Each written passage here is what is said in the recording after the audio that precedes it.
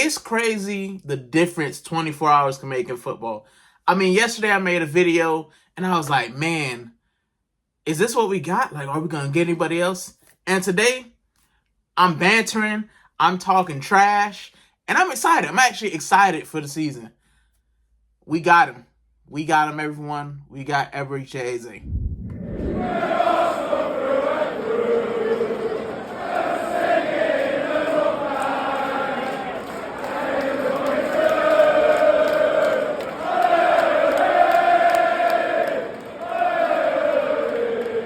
Hola, Theros. Welcome back to the channel, and welcome back to Tango Talk. And you know why we're here. You know why we're here. We finally got that man from South London, Crystal Palace, Eze. And I'm not going to lie to you guys. I was not optimistic that it was getting done. I thought that it was dead. And let's be honest, it looked like Tottenham were going to pull the trigger. But in typical Tottenham fashion, it's the history of the Tottenham. You know, they bottled it. So, yeah, I mean, I've got so many thoughts. I got so many feelings. I'm super excited, as you can probably tell. But I just want to kind of talk about, before we talk about Eze, I want to talk about the move. I want to talk about how everything went down. You know, you're getting conflicting reports that we had kind of laid the groundwork and it was always set to happen. But from what it looks like, you know, we weren't going to get Eze. He was going to Tottenham. Havertz comes out with this knee injury, and within 2 hours, we're just like, oh, we're talking to him. Oh, he's ours now. Like, and for me being a fan for a short time, I've only been a fan for 9 years, 9 and some change, and I've never seen, like, that I can remember Arsenal move like that. I've never seen us, you know, have an injury or have something happen, and we just say, you know what, we're pulling the trigger on the deal.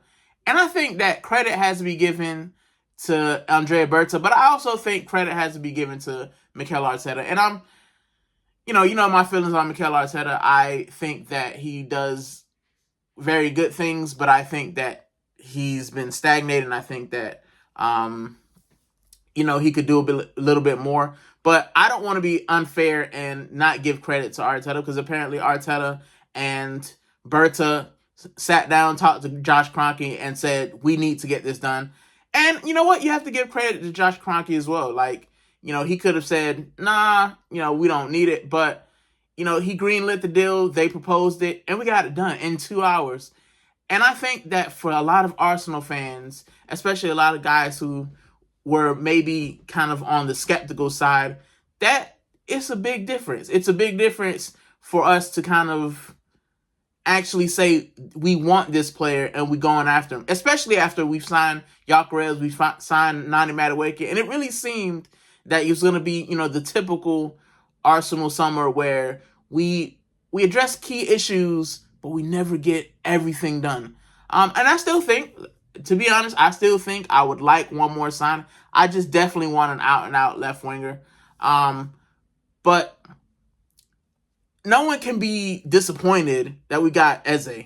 Firstly, because it's banter. Like, I got a Tottenham fan that I work with, and he came into the office. I didn't have to say a word. I didn't have to say a word. I just sat there and I just smiled. And I was like, and he was like, yeah, man, tell me. Like, and then, you know, a lot of Tottenham fans like, oh, we didn't want him anyway. But just last week, you were like, oh, yeah, Arsenal, you wanted this guy. But guess what? He's coming to a big club. He wants to win trophies. No, little Tottenham. Little Tottenham. I got Tottenham fans talking about, oh, you haven't won a trophy in 5 years. And you know what's crazy? I've said, you know, I'm not happy with not winning the trophy in 5 years. But if I get one up on Tottenham, I'm not going to let them know that. I'm not going to let them know I'm disappointed. I'm going to say, yeah, take your 10-pot trophy. We got a good player. He's going to win something big. He's going to win the league. He's going to win, you know, the Champions League. Just gassing. It's gassed me up. The signing has gassed me up, and I think it's gassed a lot of fans up, to be honest. I mean, I got one guy in the chat. We always talk about merch. Obviously, you know, I like a bit of merch. And he was like, you know, I'm not getting merch until I see us be serious. We signed Gyökeres, and I was like, hey, you gonna get merch? He was like, nah, not until we sign Eze. And then for a while, everybody was like, man, we ain't getting Eze, we ain't getting no merch. Now, popped in the group, he said, I'm ready. I got the card ready, and I'm buying everything. And that's how everyone feels. And I think that's what Arsenal fans wanted. We want the club to have the same ambition that we need, like the same ambition that we, the fans, have. We want the club to have that. And I think it's an ambitious move, not only to get a player in Eze, and I'll go into Eze in a minute, but to one up your rivals, to just embarrass them again, getting a deal done, getting it done not for a very expensive price. So his clause was 68. We paid about 67 and a half, but it's 60 plus add-ons. We've actually gone in there and matched Tottenham's offer and then said, we'll give you a little bit extra just to get the deal done. And then, he wants to come here. He wants to come to Arsenal. And it just shows you, and this is, I think, the thing that frustrates a lot of fans, is even though we're not winning what we think we should, Arsenal are still considered a big club, especially in England. And, Spurs can, we won the Europa League and we have this big shiny stadium. But at the end of the day, it's just something about Arsenal that they will never have. They will never have that. And I feel great. It couldn't have happened to a better club. Now, getting into the player, we've been talking about Eze for a long time. We know what Eze gives us. And, coming from looking at it from like a system point of view, I think that what Eze also gives us is individual brilliance. And I feel like, not to kind of slight Mikel Arteta, but I feel like with the system that he plays, and Pep has done it as well. You look at somebody like Jack Grealish. Grealish came from Villa. He was the main man. I mean, he was nutmegging people. He's doing all kinds of stuff. He got into the system at Man City, and he's a shell of himself. He's, he contributed, but he wasn't a Jack Grealish that, a lot of fans fell in love with. And I think that that's happened in our team. You look at guys like Saka, you look at Martinelli. Like, when Martinelli was under, Emery, guy was doing flicks, running past people, just embarrassing people. But he's worked that out of his game because our system's so based on possession that, guys are scared to kind of make certain moves and lose the ball because they're scared to get benched. And now I think that from the signings that we've kind of made, Nani Madueke, Victor Gyökeres, and now Eze, it seems like we're going back to, we need, that Wenger era that, Arteta actually played in, of individual brilliance. And there's no better kind of player I can think about that I would want at the club than Eze, as far as individual brilliance and creating chances, making something happen. We haven't seen, we saw the first game. I mean, I probably could have created more chances than the guys out there. I think Eze coming into the team, whether it's at left wing, whether it's at the 10, he's going to create chances. But not only that, he's going to put fear in people. And that's what we need. We need more fear into the team. Gyökeres brings you fear. Saka brings you fear. But, I mean, players are now double and triple up. They can't do that now because you got Eze on the other side if he's going to play left wing, or you got Eze in the middle. And even if you put Martinelli, you got Martinelli, Eze, Gyökeres, Saka. You got these guys running at you. It's like, who do I go cover? So I think that this signing is massive. I think it's massive for the football club. I think it's massive for the fans. I think it's massive for the merch. Because I'm definitely going to get me that third kit with Eze on it. Yeah, that's happening. That is definitely happening. But let's talk a little bit about Eze as a player. I mean, besides the street baller, I mean, his stats for the past couple years with Crystal Palace obviously been pretty good. Last year in 34 matches, he had 8 goals, 8 assists. And people might be like, it's all right. I mean, 8 goals, 8 assists in our team would have been great last year. The year before, he had 11 goals and 4 assists. And then you think about us last year, we didn't have a player over 10 goals for the first time in years, decades. So, from a stats position, I think he's going to be very helpful. But as I said, I think his biggest asset is going to be that flair, that creativity, that no look pass, that just running past people, skilling past people, and getting the ball into dangerous areas. And I think that's what we needed. And I'm super excited. I'm super excited for Eze. As far as kind of, as I said, where I think he'll be on the left wing to start off with, because I know that our manager would probably want to get. He's not going to drop Odegaard, and you can't. I just don't think you can bench Eze for 67 million. So I think he's going to start left wing, and I think, although I might not want him at the left wing, I think we need a player of his caliber and his magnitude in there, and I think he'll be all right. Yeah, it just leaves me speechless because I'm just so gassed for the fact that we got this deal done and we're gonna see this guy in an and he's coming back home. He got released from our academy. He went to Crystal Palace. I think he went to QPR. Then he went to Crystal Palace, and now he's back. And it's just nice. It's nice to have a guy from South London, a guy who knows what the club is, and a guy who just got technical ability. He just got technical ability. So yeah, I'm excited with Eze.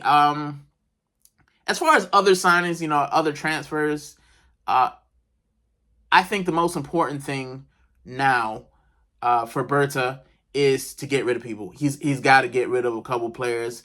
I definitely want to see the back of Fabio Vieira and Sammy Lokonga to start off with. Kivior, he wants to leave, and I've said this before. I don't think that I wouldn't let Kivior leave. I wouldn't want Kivior to leave because I think Kivior is a good player. But I think Mosquera is going to be in there, kind of competing with him. So I get why he wants to leave. And I think the thing that, even about the Eze signing and about our signings in general, it's a World Cup year. So the World Cup's in America, and, it doesn't matter what kind of state America is in. People get excited to go over there. And it's the World Cup. It's the World Cup, and you want to play for your nation. So for guys like Eze, he wants to get playing time. Guys like, Gyökeres, Odegaard, they want to get playing time. They want to see, if they've qualified, they want to get into the team. Saka's going to want to get into the team. Declan Rice is going to want to get into the team. You've got Saliba for France. You've got Gabriel for Brazil. Calafiore for Italy. These guys are going to want to get into the World Cup. So we're going to see a lot of guys. It can go one of two ways. You can have guys trying not to get injured so they can make the World Cup, or you can have guys who are on the fringes who are going to give everything to try to make that squad. And I think that helps us. I think it helps us as a club because we're long overdue. We're long overdue for a piece of silverware, just any silverware. But I think we're long overdue for a title. I think we're long overdue for a European trophy. And I think we're long overdue for the success that these players that Bird have brought in and Mikel Arteta brought in to give us. I think we need something to show for it. I don't want to be sitting here in a year talking about, yeah, we got Eze, yeah, we got Gyökeres, and we won the FA Cup. And we lost the league. And we didn't even make it to, the semifinal of the Champions League. I don't want to see that. I want to see us, actually doing something. So it's so super exciting to see the signings. But now I think an immense amount of pressure is on Mikel Arteta. He has to get the best out of these players. He has to change the system. He has to get Gyökeres firing. He has to get Eze on the ball. He has to get Saka back to his best. And I think everything, and as much as I've criticized him, as much as I've said, I don't know what's happening, I think the most important piece of this puzzle is going to be Martin Odegaard. As our captain, as our creative player, as whether I like him being the captain or not, he's the heartbeat of this team. He is who the players apparently look up to. He's who the manager trusts. So our season is going to be based on Odegaard getting back to the form that he was a couple seasons ago. We've seen that he can do it. We've seen that he can make it to a high level, and he needs to get back there. So, yeah, I'm excited. I'm excited for the season. Do I think we're going to get any signings? Now, Rodrigo's been put out there. I don't think it's going to happen, but if Rodrigo happened, I might be on here for 2 hours just waffling. I might be here. We get Rodrigo, Eze, Gyökeres. yeah, I'm gonna be waffling for 2 hours. I'm gonna lose my mind to be to be honest. And last bit of news is Morgan Rogers. So there's been some floating around that Arsenal could go in for Morgan Rogers, and I'd be excited with that one as well because the way he rents Declan Rice last year, diabolical, diabolical. He had Declan Rice on rollerblades, skates. Like I don't know, he's looked like a ballerina out there. He had him just dancing on the pitch. And honestly, if we got Morgan Rogers, I think I would give that window probably 8.59 out of 10 if we got Morgan Rogers as well. If we got Rodrigo, it's got to be a 25 out of 10. We got Rodrigo, 25 out of 10. But I take Morgan Rogers, and with that team, with Morgan Rogers, with Eze, with Odegaard, Saka, Gyökeres, Jesus is going to be coming back whenever Kai Havertz becomes fit. If that team doesn't win, then it would definitely be time to get a new manager, to be honest, because that's a team that can win. Even the team we have now, I think it's a team that can win and should win. So, there's no divine right to win, but I think we should win something. FA Cup, Carabao Cup, the League Cup double. Yeah, I would do that. But yeah, I'm gassed and can't wait for tomorrow. Hopefully the medicals tomorrow. We'll have an announcement and I will be on Arsenal Direct getting merch. So thanks again, guys, for listening to me, Waffle. Thanks again for coming to the channel, and I will see you guys next time. Hopefully we have some good news. I will have the preview out tomorrow as well for our game against Leeds, and let's go. Let's go.